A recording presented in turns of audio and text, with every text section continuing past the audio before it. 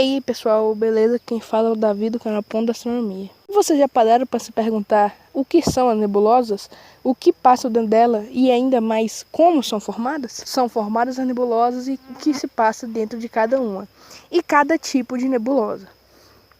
Bem, já vamos começar com o básico, a explicação de o que são nebulosas. Nebulosas são compreendidas como qualquer objeto fora do sistema solar que tem uma aparência difusa ou não pontual. A maioria das nebulosas é de tamanho vasto, algumas têm centenas de anos-luz de diâmetro.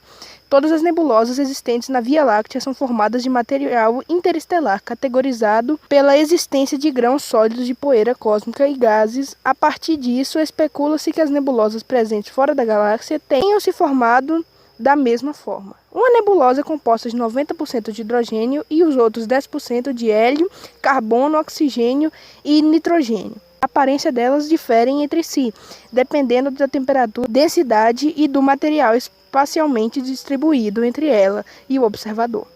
Existem duas classificações gerais de aparência de nebulosa: nebulosa escura e nebulosa brilhante, e subclasses dentro das brilhantes.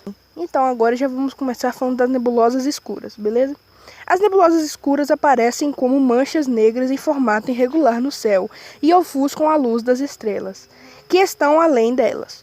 Possuem densidades típicas, variando entre centenas a milhões de moléculas de hidrogênio por centímetro cúbico. Essas nuvens são os locais onde novas estrelas são formadas, através do colapso gravitacional, devido à instabilidade de distribuição de matéria. A maior parte do gás restante está no meio interestelar difuso, relativamente imperceptível devido à sua densidade muito baixa, cerca de 0,1 átomo de hidrogênio por centímetro cúbico. Imagem da nebulosa escura LDN 483, vai estar aparecendo aí na tela, obtida pelo telescópio MPG. O objeto é uma região do espaço recheada de gás e poeira. São densos o suficientemente para ofuscar efetivamente a luz das estrelas de fundo. LDN 483 está localizada a cerca de 700 anos-luz de distância na constelação de Serpente. Beleza, agora vamos falar da nebulosa brilhante. Nebulosas brilhantes aparecem como superfícies brilhantes, levemente luminosas e relativamente densas de gás dentro do meio interestelar. Essas regiões de formação estelar são locais de nebulosas de emissão ou reflexão da luz de estrelas próximas, assim como também pode ser regiões de GII, gás ionizado difuso, nebulosas planetárias ou remanescentes de supernovas. As duas últimas situações caracterizam morte estelar. Agora vamos passar para uma subespécie dentro das nebulosas brilhantes. Nebulosas de emissão. São nuvens de gás com temperatura alta. Os átomos na nuvem são excitados por luz ultravioleta de uma estrela próxima e emitem radiação quando decaem em estados de energia mais baixos. Nebulosas de emissão são geralmente vermelhas por causa do hidrogênio que comumente emite luz nesse comprimento de onda. Imagem agora é obtida pelo telescópio Hubble da nebulosa da bolha, ou NGC 7635.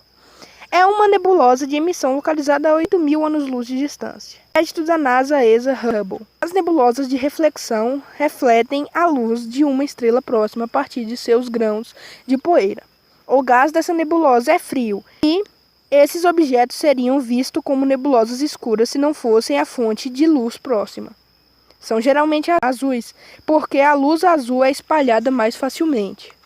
Nebulosas de emissão e de reflexão são geralmente vistas juntas, e às vezes chamadas de nebulosas difusas. Regiões H e I. São nuvens de hidrogênio ionizadas por uma estrela quente vizinha, caracterizadas pela separação em íons H positivos e elétrons livres. A estrela deve ser tipo estelar, ou B ou C, a mais massiva e mais quente das estrelas normais da galáxia para produzir suficiente radiação ultravioleta ou gama para ionizar o hidrogênio. Nebulosas planetárias. Geralmente aparecem como objetos redondos com brilho superficial relativamente alto. Seu nome deriva da sua semelhança superficial com planetas. Isso é, a aparência regular quando vistas telescopicamente em comparação com as formas aleatórias de outros tipos de nebulosa. São resultado de estrelas que estão na fase de gigantes vermelhas, transitando para uma lenta morte. não são massivas o suficiente para ter um fim na explosão de supernovas, quando uma estrela já queimou tanto material que não pode manter o equilíbrio hidrostático. A gravidade da estrela provoca o seu colapso e seu interior se aquece. O aquecimento do núcleo produz um vento estelar que dura poucos milhares de anos e leva para fora as camadas mais externas da estrela. Daí o núcleo remanescente esquenta os gases que estão agora longe da estrela, causando o brilho deles. Torna-se uma estrela intensamente quente, cercada por uma concha de material que está se expandindo a uma velocidade de dezenas de quilômetros por segundo. Vai estar aparecendo a imagem da nebulosa do Helix NGC 7293. É uma nebulosa planetária localizada na constelação do Aquário. Mas tem muitas nebulosas planetárias que são muito conhecidas. Por exemplo, vou citar uma, que é a nebulosa do Caranguejo. Remanescentes supernovas são gerados pelas nuvens de gases que se expandem em velocidades de centenas ou mesmo milhares de quilômetros por segundo, providos de explosões relativamente recentes das estrelas massivas. Se uma nebulosa deste tipo tiver menos de alguns milhares de anos, supõe-se que o gás tenha sido ejetado principalmente pela estrela explodida. Caso contrário, a nebulosa consistiria principalmente de gás interestelar que foi varrido pelo restante da expansão de estrelas que explodiram mais antigamente. Vamos chegar num ponto agora que como estrelas podem formar nebulosas. As nebulosas são feitas de poeira e gases, principalmente hidrogênio e hélio, como visto anteriormente. Os gases são combustível de reação nuclear inicial para todas as estrelas, diferenciando-as pela cadeia em que fundem. Estão muito espalhados, mas a gravidade pode lentamente começar a juntar os pedaços de gás. À medida que esses aglomerados se tornam cada vez maiores, sua gravidade fica cada vez mais forte. Eventualmente, o grupo de poeira e gás fica tão grande que desestabiliza e colapsa. E isto acarreta no aumento da temperatura central. E esse núcleo quente dará início em uma estrela. Como são formadas as nebulosas? As nebulosas são formadas a partir de restos de estrelas que se despedaçam e dispersam sua matéria no espaço. No entanto, existe outra forma de se originar as nebulosas, desde modo as chamadas de berçário das estrelas. São nebulosas que se formam em regiões onde as novas estrelas nascem. Portanto, através da atração gravitacional, elas se unem e fazem com que a matéria comece a se juntar em outras nuvens. Agora vamos falar mais sobre as nebulosas escuras, que é o foco desse primeiro vídeo. Nós vamos falar em vários vídeos, cada parte sobre todas as nebulosas. Nebulosa escura. Uma nebulosa escura é uma grande nuvem molecular, as quais se apresentam como regiões pobres em estrelas, onde a poeira do meio interestelar parece estar concentradas. Nebulosas escuras podem ser vistas quando elas obscurecem parte de uma nebulosa de reflexão ou uma de emissão. Por exemplo, a nebulosa cabeça de cavalo, ou se elas bloqueiam as estrelas do fundo. Por exemplo, a nebulosa do saco de carvão. As maiores nebulosas escuras são visíveis a olho nu. Elas aparecem como caminhos escuros contra o fundo brilhante da Via Láctea. Eu vou até aparecer na imagem para vocês que, por exemplo, você repara que quando a Via Láctea está no céu, você consegue, de fato, observar aquele caminho de estrelas. Você consegue observar que sempre vai ter um pedaço sem estrelas. E para quem está querendo astrofotografar ela também é fácil, porque se encontra na Via Láctea. Então, por exemplo, caso você esteja observando a Via Láctea e ainda não tenha reparado isso, tente reparar. Você vai reparar o caminho das estrelas, sempre vai ter uns buracos no meio. E isso é por causa das nebulosas escuras. Agora vamos ler mais detalhadamente o que é uma nebulosa escura. Uma nebulosa escura é uma grande nuvem que aparece em regiões pobres em estrelas, onde o pó do meio interestelar parece estar concentrado. Estas podem ser vistas a obscurecer parte de uma nebulosa de emissão ou reflexão. Por exemplo, a nebulosa cabeça de cavalo, que já foi citado antes. Ou as que bloqueiam as estrelas de fundo. Por exemplo, a nebulosa do saco de carvão, que também já foi citado antes. Vai estar aparecendo a imagem agora da nebulosa cabeça de cavalo e do saco de carvão. A forma dessas nuvens escuras é muito irregular. Não tem limites claramente definidos e, por vezes, tomam formas serpenteadas. O hidrogênio dessas opacas nuvens escuras encontra-se na forma de hidrogênio molecular. As maiores nebulosas deste tipo, as chamadas nuvens moleculares gigantes, têm mais de 1 milhão de vezes a massa do Sol. Contém muita massa do meio interestelar, tem mais ou menos 150 anos-luz de tamanho, uma densidade média de 100 a 300 moléculas por centímetro cúbico, e uma temperatura interna entre apenas os 7 e 15 kelvins. As nuvens moleculares consistem principalmente de gás e poeira, mas contém também muitas estrelas. Os núcleos nebulares estão completamente escondidos de observação e seriam indetectáveis se não fosse a emissão de micro-ondas das suas moléculas constituintes. Esta radiação não é absorvida pela poeira e rapidamente escapa da nuvem. O material dentro das nuvens varia muito de tamanho.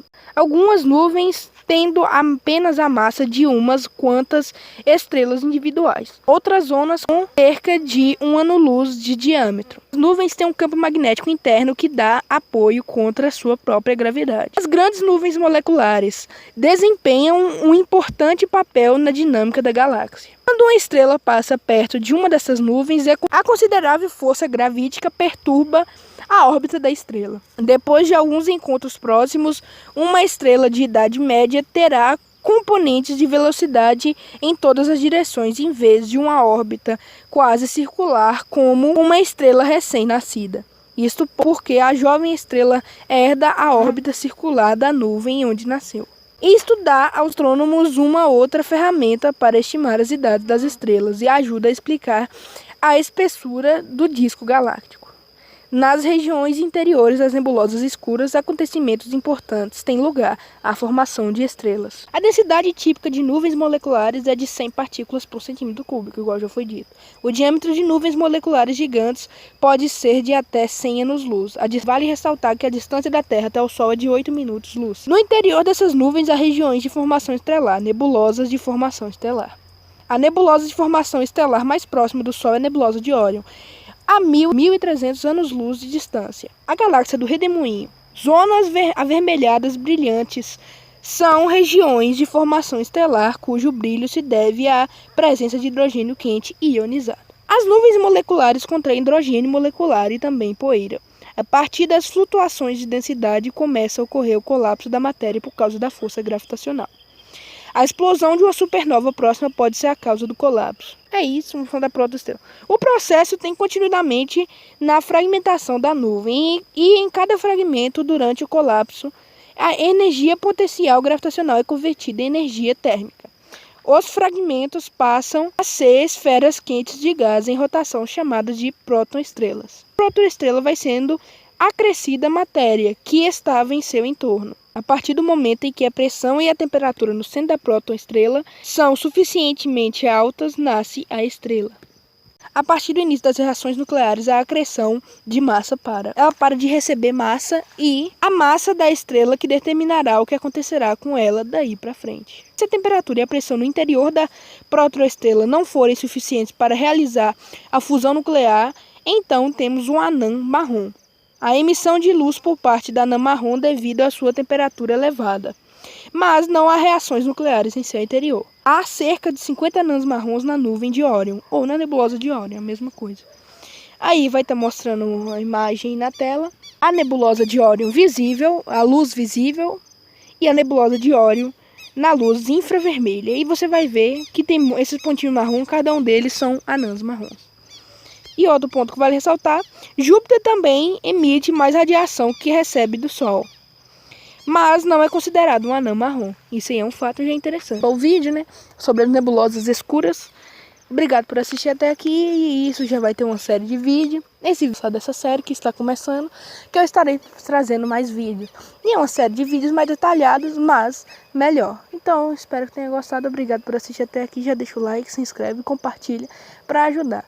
E a partir de todos os sábados ao meio-dia, já anota aí, já vai estar saindo o vídeo da série Nebulosas Como Se Formam, beleza? E já inscreve no canal para se você não perder os próximos vídeos. E na terça-feira vai estar saindo um vídeo detalhado sobre a galáxia de Andrômeda. Então, para você não perder, já se inscreve aí e ativa o sininho para você receber a notificação quando sair. E eu vou falar de cada tipo de nebulosa. Nós falamos aqui das escuras, mas ainda tem as brilhantes, as de reflexão, as planetárias e muitas outras que eu não estou lembrando o nome aqui agora, mas que vai aparecer também. Eu já estou até pesquisando aqui e procurando para fazer um vídeo melhor e não falar bobeira e falar sim sobre dados, sobre o que de fato é. Então, espero que tenham gostado. Então, valeu, falou, até a próxima. E a minha pica de sai.